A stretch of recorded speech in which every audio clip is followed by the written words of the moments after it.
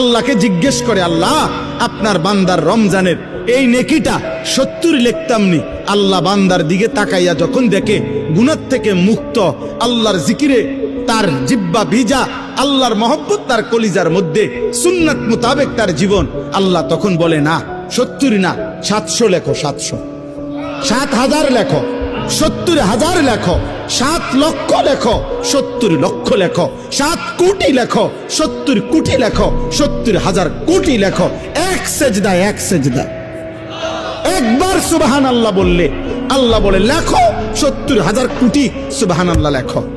কোন বেলায় আল্লাহ মহব্বতের জোশে, আল্লাহ তার মায়ায় আল্লাহ বলে, ফেরেশতা তুমি লিখো না, সাআক্তুবু, আমি আল্লাহ নিজেই লিখবো। এই নেকি তুমি দিয়া পারতা না, আমি দেবো আমার বান্দার নেকি।